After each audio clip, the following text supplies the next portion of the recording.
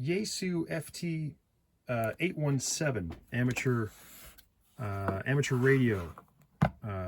radio, all bands, 5-watt, low power, famous and the delight of many QRP radio operators the world over.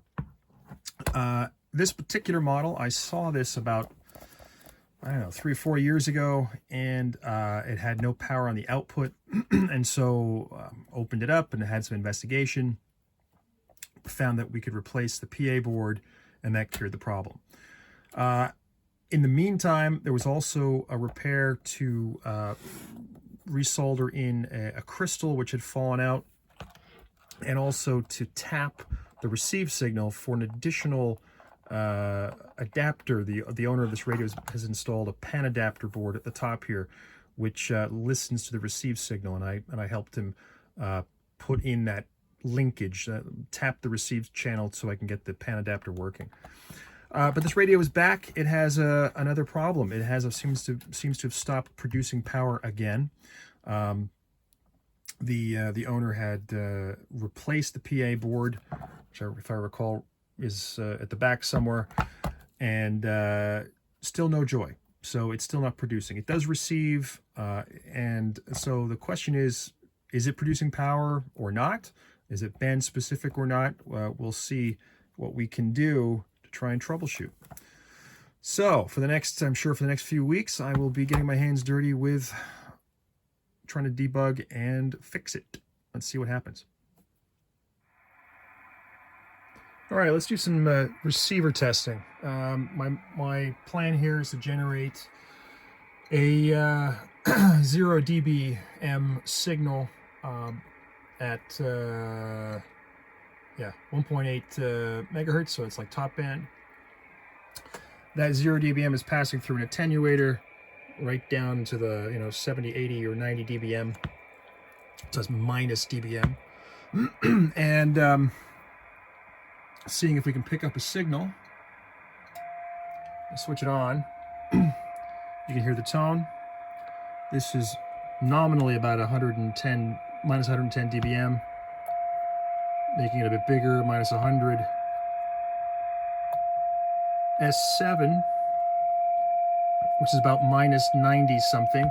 This is not calibrated, but if you look at the way S charts are roughly aligned, S7 is about minus 85. Yeah, so minus 80, minus 85. And I've kind of got it on the something close to 90. Okay, whatever. But that's a good sign that the receiver is working on the low power. So I'm going to do this similar test on CW for the different bands, get a sense that it's receiving okay, and then maybe we can try some transmits. So I was just about to start properly transmission testing. In fact, I did 2 tests in FM mode around 1.8 megahertz and 24 megahertz, and I was getting about 2 milliwatts of power coming out of the front antenna jack. And when I get into the transmission power process, I'll show you the setup that I'm using. But I noticed I stopped transmission testing, power output testing, because I noticed that the PA board here has its grounding tab sticking out, and this copper tab is a sprung finger, if you like, underneath the board, should press against the chassis underneath the main board, and it's actually pressing up against this transformer here. So rather than creating a short or some unexpected conditions, I will take my time to pull this board out and reposition it and put it back together. Just as the history, when the radio originally came to me about in 2021, the fault lied on the PA board itself, the finals board. We bought a new one, we replaced it, I replaced it, and it seemed to be working fine. The power seems to have disappeared again, and the owner replaced my board with another finals board. So this is the latest one that he replaced, and needs to inadvertently left out this tab. It still doesn't tell us if the board is at fault or if the problem is perhaps in the pre-driver train, the preamp train before it gets to the finals board. But troubleshooting, let's start with working with a known good PA situated board. Okay, so let's have a go at taking out the PA board. There's a couple of things that need to be done.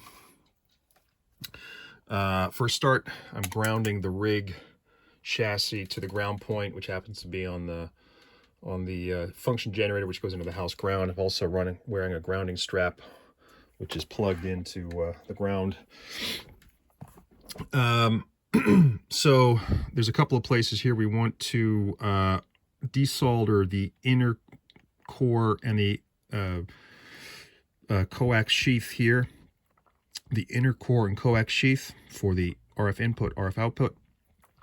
Down here we have the transmission line, the TX5 line, which keys up the board.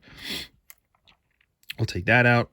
We've got the power already disconnected because I was checking it with the ammeter. This is the 12-volt main supply. We've got a ground point down here. And yeah, so 1, 2, 3, 4, 5, 6, 7 parts to desolder. Well, a couple, 6. And then we'll unscrew it, take it out, and then we'll install it with this tab underneath and assume that it works and put it back in. That's the plan.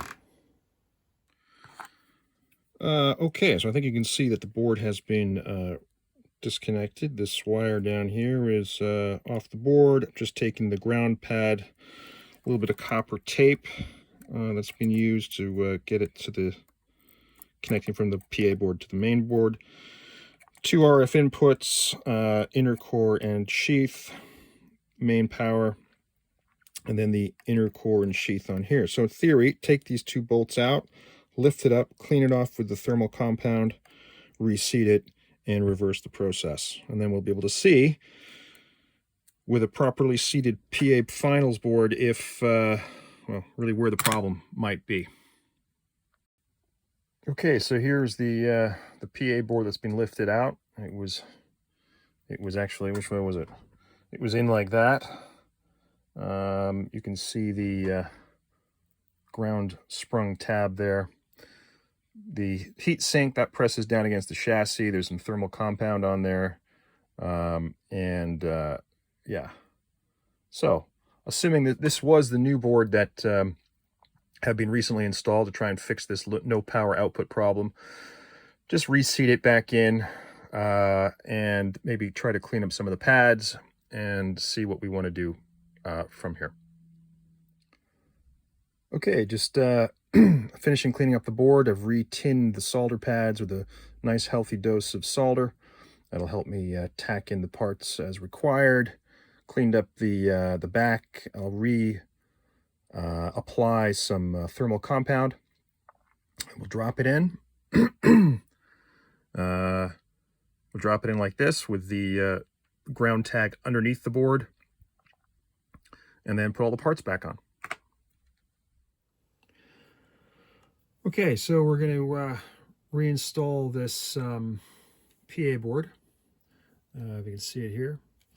And it's going to go in like that into the rig.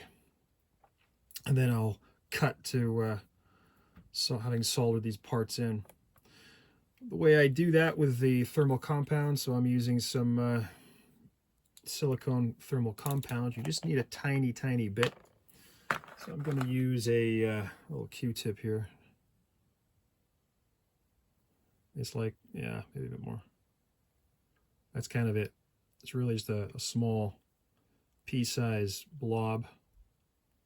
That's tons. And I'm going to apply it to the base. Spread it out. Cover the metal.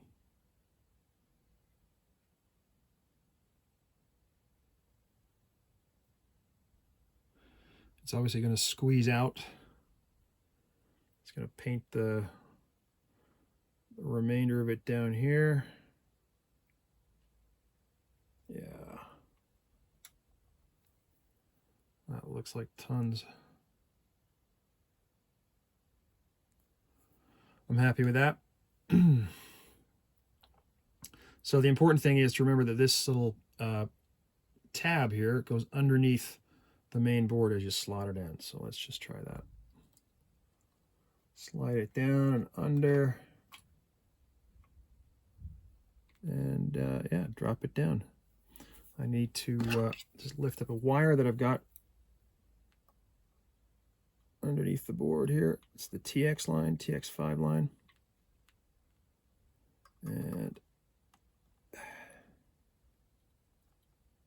okay. So let me screw that in. Let's make some space. Where did I put the screws? 1 and 2. Yeah. Okay. Let's drop it in with a suitable screwdriver. Looks pretty good. In the hole. Loosey-goosey do it up. I wouldn't worry about the thread getting covered with it. The heat sink, it's all good.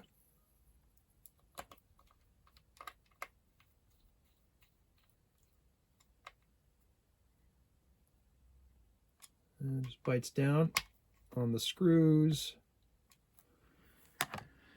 And if I take this off the support,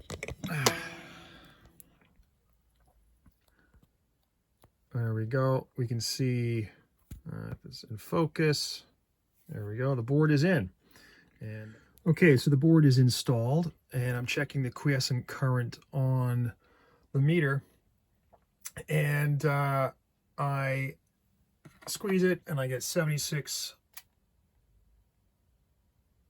milliamps. Perfect. Love it. Which is what I expect, but I'm actually transmitting an FM at the moment. So while that current works, you can just see here, transmitting an FM 321. I'm not drawing any current, like half an amp at most. So it looks like we still don't know what the problem is. That the board is incorrectly getting quiescent current as expected, but there's no real draw from the battery, the voltage source, to produce 5 watts. So let's start digging and problem solving. Okay, so you should be able to see the screen there. I'm going to show you that in a second. In the diagram, where are we in the circuit? So I've just reinstalled the PA final board to make sure it's sitting correctly. And basically everything after the finals board is basically relayed filters, pass bands, and then the antenna sending it out. All bands, all modes go through that PA and then are filtered appropriately. So now I've set the quiescent current on the PA board, so I know that is where it should be. And when I key up, indeed, I get that 76 milliamps of ready current, quiescent current. So let's assume that that board is working for the moment. In the pre-drivers to get to that board, there's some stage amplification through FETs. And this particular diagram does show some voltages to measure. You can see 10 volts peak to peak here and 2.2 and so on. And the assumption is that you're transmitting on 14 meters with 5 watts, okay? So I'm going to put this down and show you that I can see a voltage here just at the base of these pre-drivers. It's roughly 2.2 volts, but it's clipped. And afterwards, you get nothing. And that's kind of interesting. So I haven't measured yet this voltage. This, I think, might be on the other side of the board. I got to double check that. But I get a strong clipped voltage here, and I get nothing on this side. So that's kind of an interesting area to look at. So if I need 2 hands to do this because I'm using FM modulation with the PTT. But let me monitor this side here. Oh, let me get it, touch it. You can see on the screen you get a clipped RF signal. It should be about just over 2 volts peak to peak, but it's clipped. And that matches well with, yeah, something down here. So this 2.2-ish volts feeding the gates of these 2 FETs. But on the other side, you get RF at 14 megahertz, but it's tiny. It's about 200 or 300 millivolts peak to peak, which I won't bother showing to you because I have to realign the scope settings. I only have 2 hands. So I'm going to concentrate on this area and try to figure out where either this clipping is happening and why that clipped voltage is being fed in and kind of disappears as we get into this later stage. Here's an update. I think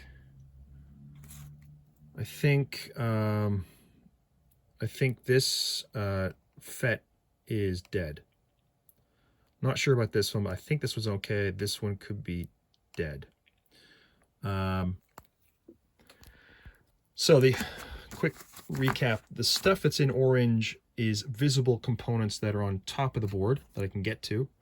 And the white stuff is underneath the board on the other side, which would be problematic to get to anyway. But anyway, my working hypothesis is that when you key up, you should expect about 5 volts. That energizes these bias circuits, which sets up these amplifiers using 13 volts, which is always there, which is always present, to amplify.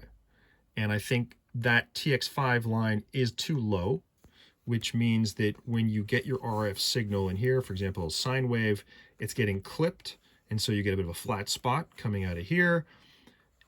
And importantly, nothing's happening at this stage. There's no amplification whatsoever. And I attribute it to the problem with the bias line. I think this side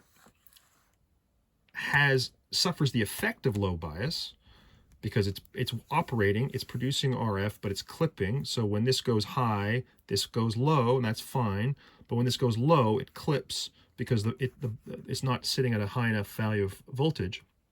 So when the RF comes down, the AC voltage comes down, it bottoms out at the threshold of the gate source voltage, about 1 volt or so, and it clips the RFs. But this side is working. And I think the cause of the low TX line is in this bias circuit.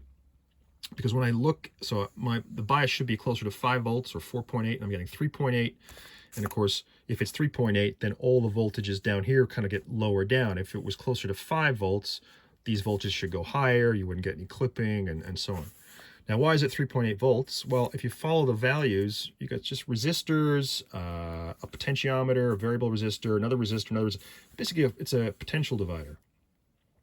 But when you get down to this part here, this value here, and essentially here, which is the gate voltage, it's basically 0. It's like a 0.005, tiny, tiny volts. And now the question is why? And so, when things are towards 0 volts, it means something's connected to ground or something. I started poking around with values, and I measured the voltage to source resistance of these FETs. Initially, I measured this resistor, thinking, okay, what's this path to ground? It comes up at something like 10 or 20 ohms. Which is a big difference from the 1,000 ohm resistance it should be. Now, okay, resistors could change, but it's more likely that an active component would fail rather than a resistor.